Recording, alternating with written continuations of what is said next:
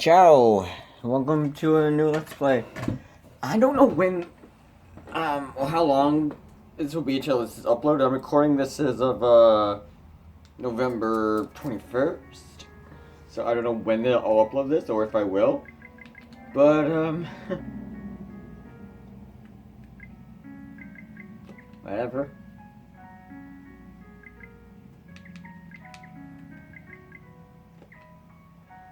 Let me just...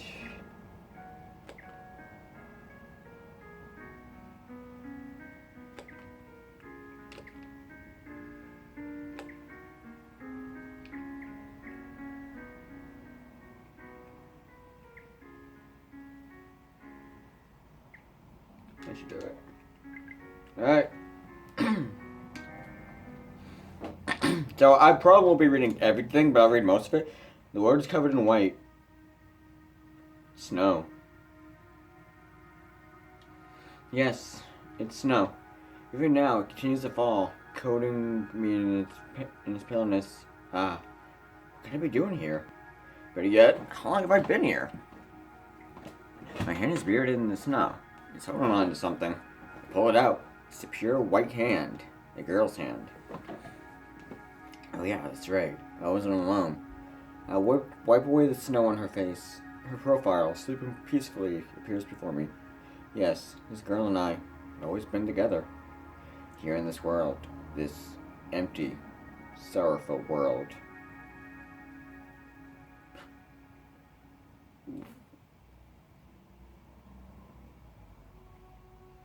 I hate this town.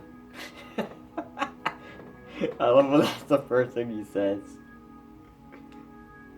There's just too many memories here that I'm about to forget. Every day it's the same. I go to school, see friends, come home to a place where I can't stand. See friends, come home to a place I can't stand. Nothing new ever happens. I wonder if anything will change if I keep living like this. I wonder if my life will ever change. There's nature almost everywhere you look around here. I guess today's just another day of trekking through the mountains to get to school. The trip would be so much easier if I could just level them all. If I were able to go in a straight line, I'd probably save myself 20 minutes. 20 minutes every day. How much time would that save me a year? I try to do the math in my head as I walk. I can't figure it out. I don't see any other students from my school around. This is the main street to school too. Normally there are students everywhere. Today isn't a vacation or anything like that either. So I guess that means I'm late. Responsible students don't just stroll into school at this hour of the day, after all. Still, I continue walking at a leisurely pace, unfazed by my realization and the deserted scene before me. 200 meters left to the school gates. I stand still for a moment. I exhale dejectedly while gazing up at the sky.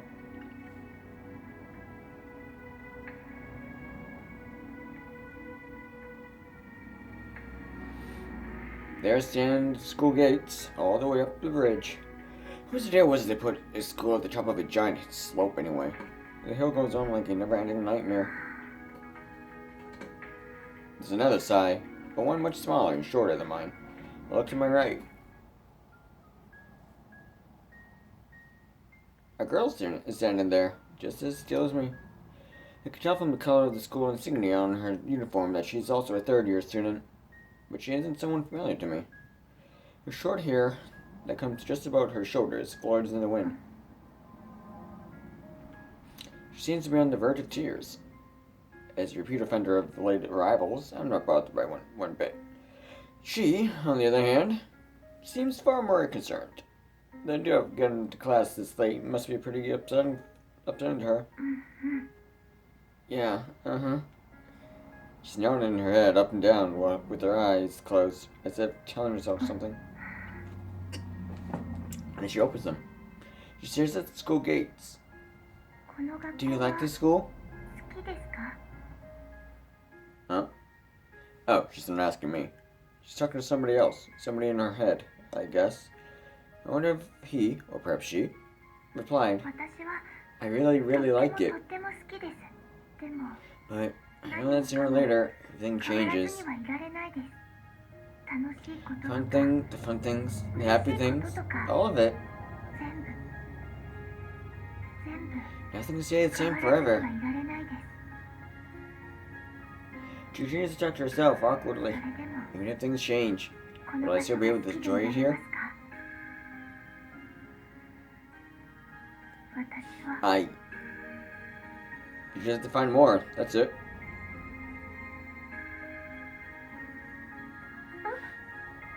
Huh? The girl looks at me, surprised. It's almost as if she thought she was alone this whole time. Then you just have to find more things that are fun. More things that make you happy, that's all. That can't be too hard, right? The expression on her face. Ah, yes. I remember those days. What it felt like to be naive. Simple. That's something we've all experienced. Come on, let's go. We start to climb the hill.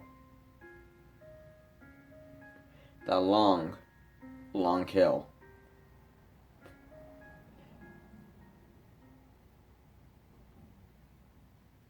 April 14th, Monday.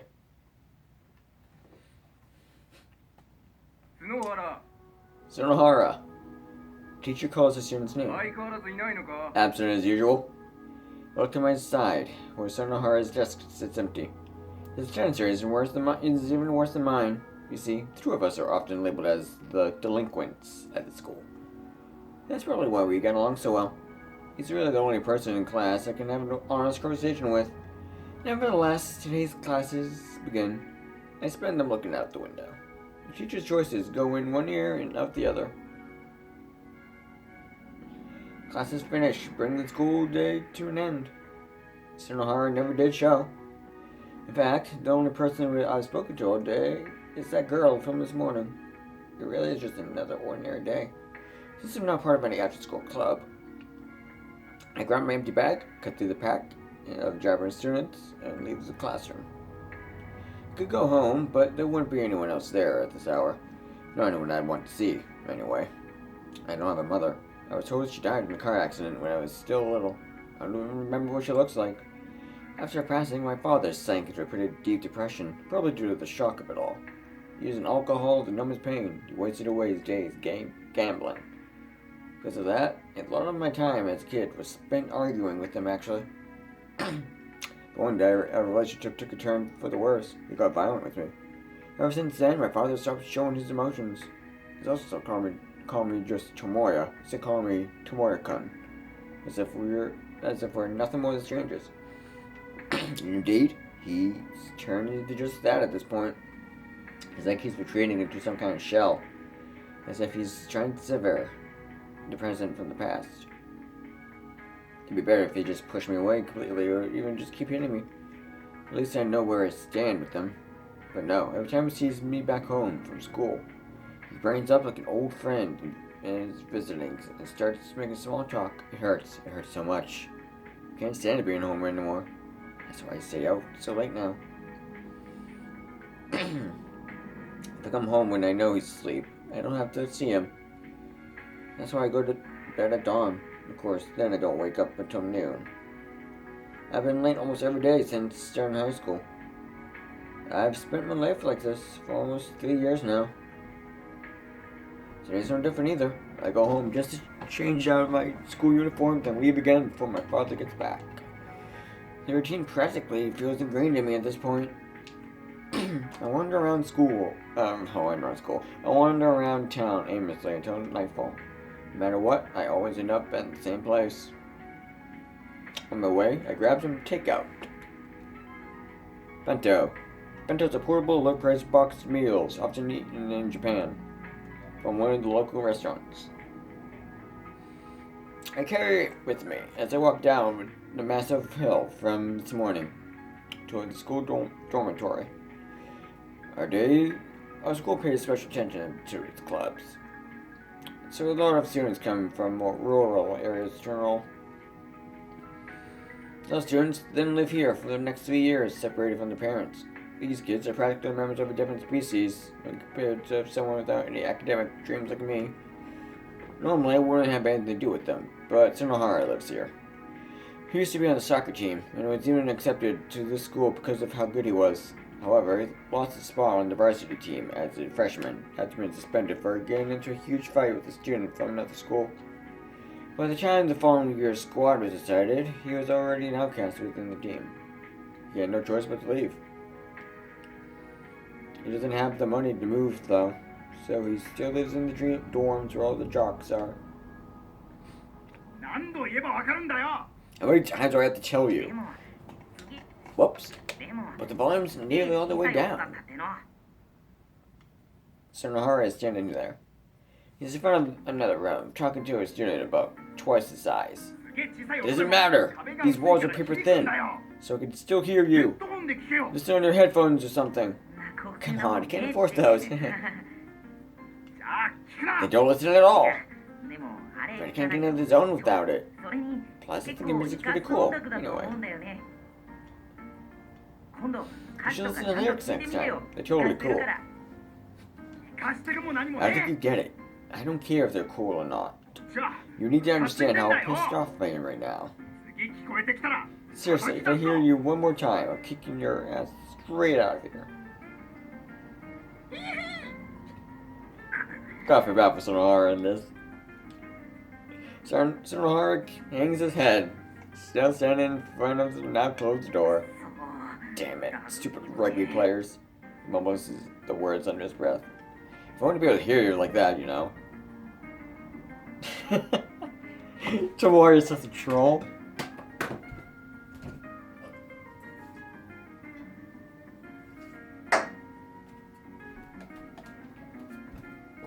I stand behind him and repeat his words with a yell. Eek! So grabs my head and drags me into this room. I can hear angry yells of, "Hey, who was that?" resonating from the hallway. Are you trying to get me killed? You're the one who said it. Listen, Okazaki, my relationship with those guys have been rocky at best lately. I haven't been causing any trouble. Does go with a bang. I have yet another year left here. And you're just gonna live in fear like this the entire time? Hey now. I don't back down from one-on-one fights, even if that means finding one of the rugby guys. But he's not the only guy on the team living here. They're all in all the rooms around us. I can't make trouble here. I'd be totally outnumbered. I guess I wouldn't mind doing something crazy like right before graduation. I'll be counting on you to have my back then, alright? Great! I'll be sure to take a shot of my own at you while I'm at it. You're supposed to keep me covering my back, not stabbing it! I'm on the rugby team side, you know? Since when? Oh, not now. But I will be when all this goes down. What? Why? Did these 2 years we spent together mean nothing to you? Really? The wall shakes. The rumbles followed by a quiet down. I'll kick the wall right back for you. No, don't! You get scared away too easily. Dude, put yourself in my shoes. He's crying now. Please, just don't make any trouble while you're here. Sure. This pathetic display has such an impact on me that I give in without thinking. I sat down in the small area between the wall and Tsunohara's ever-present Katarska. That word. I can't say it. Sorry, could I get some tea? You think I'm gonna serve you tea? Hey, I said sorry. I don't care if you apologize or not. You're not getting any tea from me. Where do you think this is? The cafeteria? We're in your room, I understand that. Uh-huh. And you're my maid here. Yeah, you definitely don't get any now. Please? I'd like to buy some. So is the idea of going out to buy some yourself just not registering? I thought you wanted to do anything you could to be of service to me after I saved your life. No? What? That never happened! That's what you told me after I saved you, though. That man's name Tsunohara died long ago. For you now stands your loyal attendant. I am but a simple tea servant. That's what you said to me. So tea, please. That's the worst story I've ever heard. Alright, could you just Get me one last cup of tea then. 最初も最後もねえ I'm よ not getting you a last cup, just like I'm not giving you a first cup. Oh, but it's such a moving story. You definitely wanted to pour me some. You definitely want to pour me some after. Pour me some once you hear it. You seem done for after suffering life-threatening injuries, but I, thirsty, ordered you to make me tea. So you summoned up the last drops of your strength to go brew some, even as you groveled on all fours. And then, Mr. Okazaki, here's your tea, sir. This cup will be my last. You died with a smile on your face. Man, it's not remarkably satisfied in that story. Well, it was exactly how you wished to go, after all. Nevertheless, I sat there, drinking that final cup of tea as I cried. See? Moving, isn't it? So, tea, please. I already told you no! I spent the rest of my time there reading a magazine. With no TV in the room, the only things I can really do are chuck to some horror or read. I love Tomoe, he's such a troll. But time to go to sleep? It was late. The date had already changed over. Yeah, I guess so. One line didn't cross with staying the night in Sunhar's room. Just the thought of waking up in the morning with someone like that is depressing. Alright, I'm gonna go take a shower then. Okay. Sunhar grabbed some underwear and a towel out from under a heap of clothes in the corner of his room before leaving. I prefer to avoid having to welcome Sunhar back to his room after a shower, so I'll leave while I still can. I close the magazine and get up off the floor. As I do, I find myself looking at a cassette player.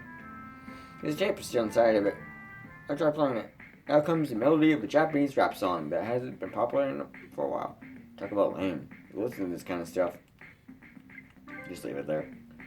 This will make it for the first time I don't do anything to his room after he leaves me alone in it, but I guess I'll spare him for today. I decided to leave before Sunhar returns. April 15th, Tuesday. She's sitting here again, just like yesterday. You again? Why can't you go up the hill on your own? Well, how can I put this? You don't have to tell me if you don't want to. You don't know me after all. Oh, alright. But you really should get to school on time like a good student. But you're late for school. She points straight at me, her eyes burning right through me, thinly veiled retinas. Forget about me. I look away, unable to meet her gaze any longer. What am I doing acting all serious and getting on her case? I don't know her well enough to do that. She's absolutely right, though. She's just as much of a delinquent as I am. Do what you want. I started up the hill without her. It's just, what drew me to her was the fact that she didn't really look like a bad student. That's all. Oh, please wait. My voice. It's hers. May I join you? I look behind me to find her standing there quietly. Why? Well, I felt anxious going along. It's kind of odd that she's asking me of all people, if someone she didn't even know. I mean, just have to, at least a friend or two, right? I look up at the hill, squinting from the sun's blinding glare. It's not too far away. And she's got no one else to go up with right now. I guess it wouldn't hurt. Do what you want. I start walking again after repeating myself. Please wait. What now? The girl eyes me, as though she's deciding on whether to say what she's just popped in her head. Then, Anpan is a sweet roll that is filled with red bean paste. It's commonly offered in Japanese bakeries, supermarkets, and schools. A single word is all that comes out. I sure didn't reply to something like that. Baguette. I don't really understand what you mean. You took the words right out of my mouth. I was just going to say that to you. I love how he just makes fun of it. So, you like Anpon or something? Is that it? No, not particularly. But it's not as if I hate it. It's like it more than I dislike it. Talk about beating around the bush. It's not like I really care either way. Alright, well, let's get going. Okay. There's a bit of a newfound energy in her response. Maybe that was some kind of weird physical magical spell that she cast just now. The thunk, the thunk, the thunk. Voice just make it sound like she's galloping behind me.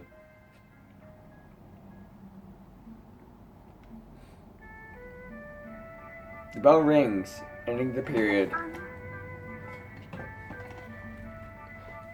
Alright, I'll end it here. So, Drunk Hundreds next time. Ciao.